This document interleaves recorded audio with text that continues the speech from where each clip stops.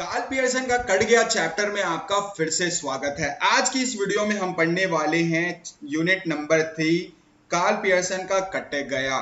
के for Karl Pearson और के फॉर कट गया। ये एक फनी एग्जांपल है, आपको एकदम सीरियस रहना है क्योंकि भाई का कट है ना। तो आपको मैं जो है आज एक फनी एग्जांपल के साथ जो है पढ़ाने वाला हूं कि कैसे जो है आप कार्ल पियर्सन कोएफिशिएंट कोरिलेशन की थ्योरी को रिमेंबर कर सकते हैं, याद कर सकते हैं और एग्जाम में उसको अपने फेकोलॉजी के माध्यम से बहुत ज्यादा लिख सकते हैं, है ना। लेकिन आपको जो है सारी चीजें मैं आपको कुछ की टर्म्स भी बताऊंगा, ये सारी चीजों को आपको याद करके एग्जाम में लिखना रहेगा। यहाँ पे पता चल रहा है आपको जो एग्जाम्पल यहाँ में मैंने दिया है सब सारी चीजें आप वही लिख के आ जा रहे हो, तो ऐसा नहीं होता बेटा। आपको थोड़ा सा फोकस करना पड़ेगा। जब कभी भी किसी का कटता है बहुत दुख होता है, हमें भी जो है कार्ल पियर्सन के लिए दुख है और उसके दुख के चक्कर में हम उसके बारे में थोड़ा जान लेते हैं। अब कोई अपना दुखड़ा सुनाना आया है तो हम सुन लेते हैं ना। कार्ल पियर्सन हमसे ये बताना चाह रहा है कि आप जो है ये सारी चीजों का ध्यान रखेंगे जब आपका रिलेशनशिप होगा, ताकि आपसे ऐसी गलती ना हो। ठीक है, तो चलिए हम लोग यहाँ पे समझते हैं। देखो, कार्ल पियर्सन अपने रिलेशनशिप के बारे में बताते हैं। Karl Pearson measure how strongly two variables are connected. मतलब कार्ल पियर्सन यहाँ पे हमको अपने रिलेशनशिप के बारे में ये बता रहे हैं, एक्स और वाई दो वेरिएबल है, यानी कि वो कार्ल पियर्सन हो गए खुद और उनकी गर्लफ्रेंड।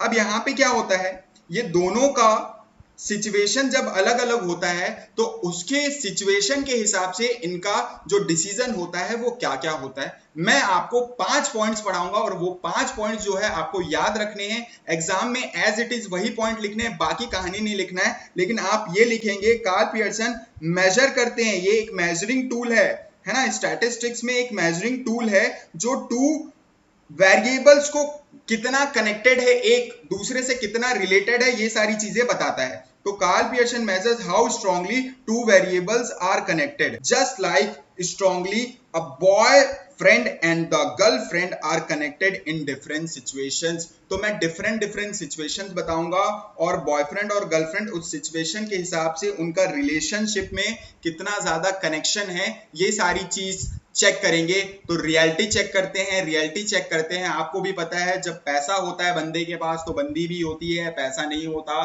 तो बंदी भी नहीं होती है। भाई ये तो सच है ना। लेकिन ट्रू लव भी एग्जिस्ट करता है, ट्रू लव भी एग्जिस्ट करता है। तो यहाँ पे कार्ल पियर्सन को शुरू में जब वो रिलेशनशिप में आया था भाई, तो उसको लगा कि वो जो है ट्रू लव है, ट्रू लव है, ट्रू लव है। लेकिन उसे ये नहीं पता था कि भाई के पास पैसा है, इसीलिए उसको ट्रू लव दिख रहा है, बाकी सारी चीजें उसे दिख ही नहीं रही थी, वो अंधा था।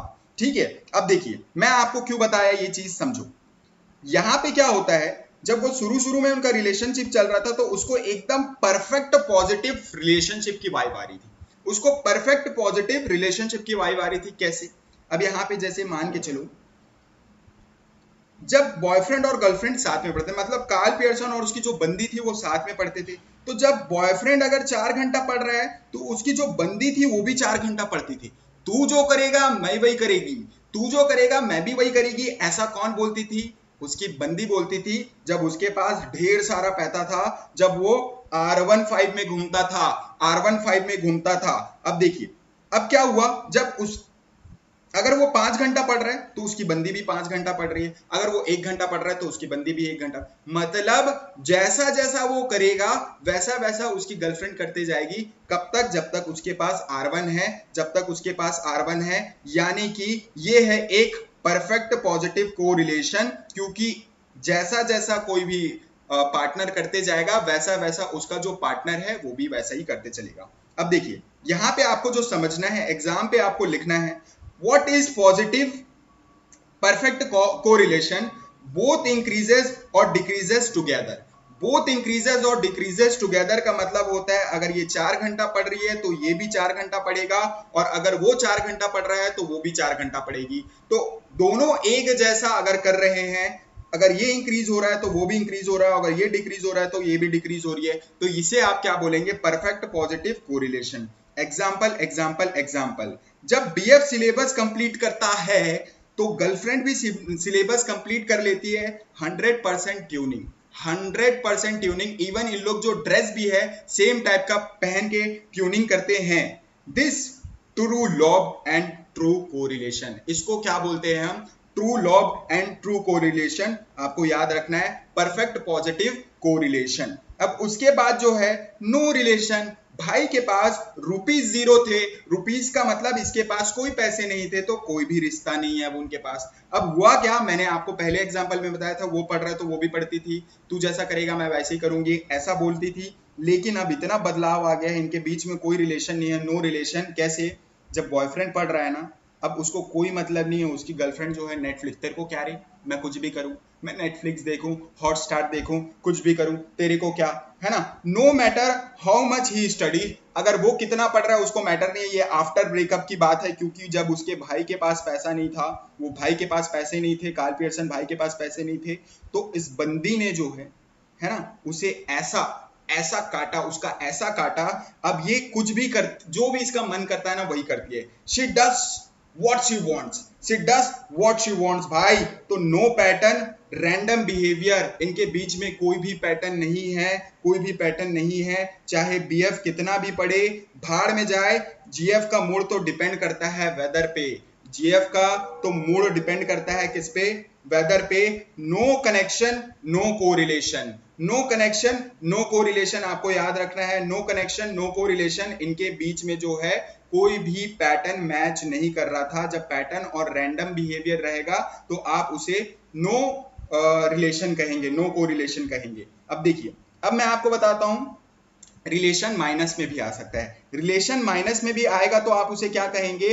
Perfect negative correlation. इसका मतलब ये हो जाएगा मेरे प्यारे दोस्तों कि जब एक पढ़ रहा है तो उस दूसरा जो है कम पढ़ रहा है। अगर मान के चलो ये 1 घंटा पढ़ता है, ये 1 घंटा पढ़ता है, तो ये जो है -1 आवर पढ़ती है। और ये अगर मान के चलो 2 घंटा पढ़ता है तो ये -2 घंटा पढ़ती है। तो एक जैसा कर रहा है, उसको और जलाने के लिए, और जलाने के लिए ये जो दूरी है इनके बीच में, ब्रेकअप तक तो ठीक था, यानी कि नो रिलेशन का मतलब इन लोगों का अभी अभी जो है ब्रेकअप हुआ है, लेकिन एक टाइम ऐसा आ जाएगा ये दोनों एक दूसरे को जो है जलाने की कोशिश कर रहे हैं। तो एक जैसा कर रहा है तो वो उसका अपोजिट करके उसको और जलाने की कोशिश कर रहा है।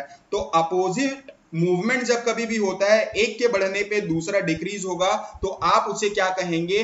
Perfect negative correlation. Perfect negative correlation. जितना बीएफ पढ़ता है, जीएफ उतना ही कम पढ़ती है। पूरा उल्टा लॉजिक। ऐसा रिश्ता थोड़ा रिस्की होता है, ऐसा रिश्ता थोड़ा रिस्की होता है। रिस्की क्या, रिश्ता ही नहीं होता है। चलिए अब यहां पे देखते हैं हम लोग जो फोर्थ है। फोर्थ में आपको बताने वाला हूं कि जो रिलेशन है वो मॉडरेट पॉजिटिव कोरिलेशन भी हो सकता है। मॉडरेट पॉजिटिव कोरिलेशन का मतलब क्या हो सकता है? मॉडरेट का मतलब ये रहेगा कि इनका रिलेशन जो है काम चलाओ भाई चल रहा है, काम चलाओ चल रहा है। मतलब क्या है, अगर एक बोल रहा है चलना चलेगी की, तो उसको मना रहे हैं फिर वो जाएगा। आ रहा है समझ में? आप उसको मना रहे हो, चलना है यार, कर ले तू भी, तेरे को भी जो है फायदा हो जाएगा, ऐसा करके जो है मनाना पड़ रहा है।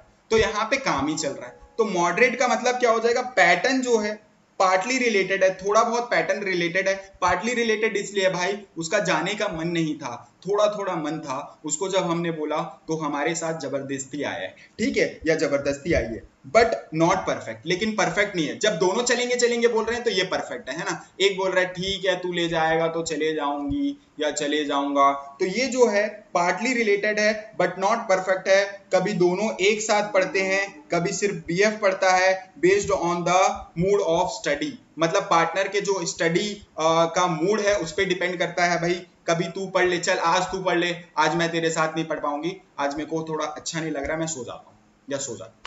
आ रही बात समझ में? और बोल रहा है चल ठीक है कल कल जो हम लोग साथ में पढ़ लेंगे, आज तू अकेला पढ़ ले। तो ये जो है कभी परफेक्ट है कभी इम्परफेक्ट है, तो हम लोग इसको क्या बोलेंगे? मॉडरेट, यानी कि बीच का।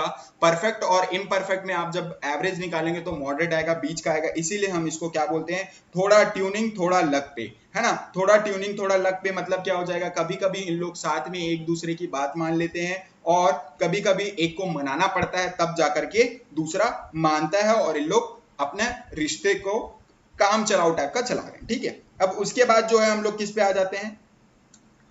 Negative, moderate negative correlation. अब ये मॉडरेट नेगेटिव कोरिलेशन आपको तो समझ में होगा। तो 4 बातें आपको मैंने बताई है, 5वां तो आप खुद ही बता सकते हैं। यहाँ पे क्या हो रहा है? व्हेन बीएफ लिसन म्यूजिक उसकी बंदी जो है भाई करियर पे लग गई, अब मुझे पढ़ना है, कुछ बनना है, ठीक है, ठुकरा के मेरा प्यार, वही वाला सीन हो जाएगा यहाँ पे। एक जब उसकी, ये गाना कौन सा सुन रहा है, ठुकरा के मेरा प्यार सुन रहा है, उसकी बंदी जो है पूरा पढ़ाई कर रही है। अब जब ये पढ़ेगा तो उसकी बंदी ठुकरा के मेरा प्यार पढ़ेगी, है ना, सुनेगी, मतलब है ना, अपोजिट एक्टिविटी, ठीक है, ऑफ द टाइम, मतलब एक ही टाइम पे ये दोनों अपोजिट एक्टिविटी कर रहे हैं, mostly opposite but not always. Mostly opposite but not always का मतलब हो जाएगा कभी कभी होता है लेकिन हमेशा नहीं होता है ना। मॉडरेट का मतलब ही क्या हो जाता है, मैंने आपको बताया था, कभी कभी कभी कभी, है ना। जब बीएफ इंजॉय करता है तो जीएफ सीरियस हो जाती है, जब जीएफ जो है फ्री होती है तो बीएफ टेंशन में होता है। अब यहाँ पे क्या हो जाता है, टेंशन देने वाली कौन है भाई, टेंशन देने वाली भी वही है। तो ये सारी बातें जो मैंने आपको बताई है, ये सारी बातें मैंने आपको, कार्ल पियर्सन ने जो बताया है हमें, उन्होंने पांच जो है, पांच बातें आपको ध्यान रखने को बोला है, वो सारी पांच बातें आपको याद रहना चाहिए। इसका एग्जाम्पल देखो क्या लिखा है, ऐसा रिलेशन में एडजस्टमेंट चाहिए, है ना। चलिए अभी यहाँ पे मैंने आपको समरी टेबल के थ्रू जो है, अभी मैंने पांच चीजें आपको जो एक्सप्लेन की है वो मैं आपको बता देता हूँ। ये समरी टेबल जो है आपको एग्जाम में अपने एग्जाम्पल से बताना है। ये इनफॉर्मल एग्जाम्पल है, आप फॉर्मल एग्जाम्पल थोड़ा यूज कर लीजिएगा, ठीक है।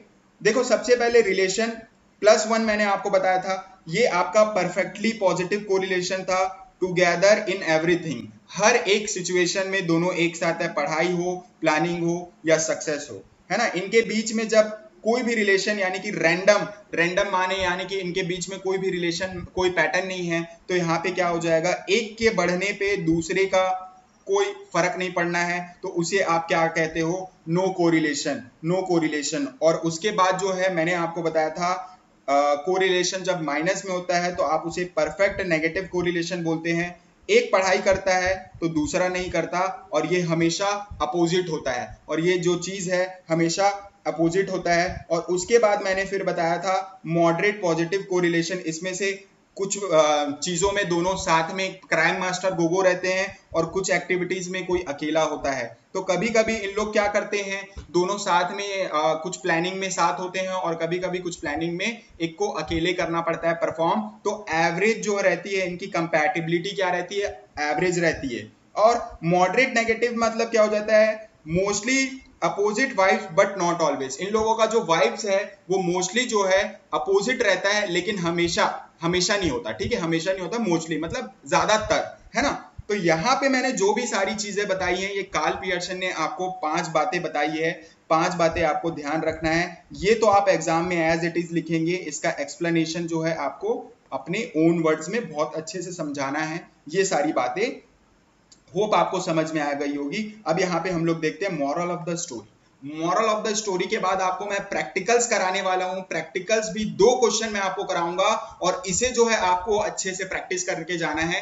एग्जाम में यही 2 क्वेश्चंस अगर पूछे जाएंगे आप इजीली, यानी कि कोई भी क्वेश्चन अगर पूछा जाएगा ना कार्ल पियर्सन से, आप इजीली बना लेंगे, ठीक है। इसके अलावा मैं आपको और एक चीज बता दूं कि आपको और भी क्वेश्चन अगर लगता है प्रैक्टिस करना है तो कर लो, क्योंकि मैं आपको एक्सपेक्टेड क्वेश्चन बताता हूं, यही क्वेश्चन आएगा, मैं कभी दावा नहीं करता, ठीक है। अब यहाँ पे जब रिलेशनशिप परफेक्ट हो तो R1 है, तो लाइफ और एग्जाम दोनों परफेक्ट चाहिए। एग्जाम के लिए हो या रिलेशनशिप के लिए थोड़ा मैच होना जरूरी है दोस्तों, थोड़ा मैच होना जरूरी है। चलिए अब हम लोग प्रैक्टिकल्स करते हैं।